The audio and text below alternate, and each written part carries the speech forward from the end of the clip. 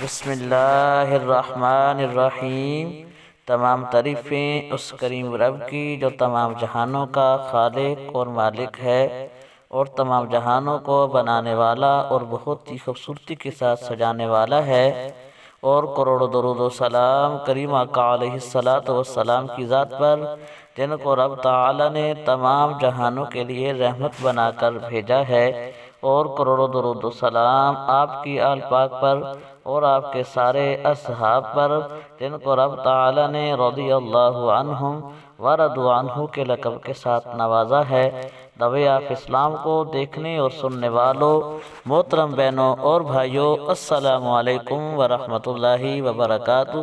ہم امید کرتے ہیں آپ حضرات خیریت کے ساتھ ہوں گے۔ اللہ پاک آپ کو خیر و عافیت کے ساتھ رکھے، اللہ پاک آپ کو دین دنیا کی بھلائیاں عطا فرمائے، آمین۔ محترم بہنوں اور بھائیوں، آج جس موضوع پہ ہم بات کرنا چاہتے ہیں وہ اللہ پاک کے ایک نام کا وظیفہ ہے۔ اگر کسی بہن بھائی کو کوئی بھی دنیا کی پریشانی ہو، رنج و غم میں مبتلا ہو، اور وہ چاہتا ہو کہ اللہ پاک اسے ہر پریشانی سے اور ہر رنج و غم سے، ہر تکلیف سے نجات عطا فرمائے، تو یہ وظیفہ انشاءاللہ رنج و غم اور پریشانی کو دور کرنے کے لیے ہے۔ محترم بہنوں اور بھائیوں، وظیفہ کی طرف جانے سے پہلے آپ سے ادبانہ گزارش ہے کہ پوری ویڈیو دیکھنے کے بعد اگر ہماری ویڈیو آپ کو پسند آئے، ویڈیو کو لائک کر دیں، چینل کو سبسکرائب کر دیں، گھنٹی والے بٹن کو دبا دیں تاکہ ہر نئی آنے والی اسلامی معلوماتی ویڈیو آپ کو مل سکے۔ جزاک اللہ۔ محترم بہنوں اور بھائیوں، اللہ پاک کا نام ہے یا وارثو۔ انشاءاللہ سکرین کے اوپر بھی لکھا ہوا آئے گا، یا وارثو۔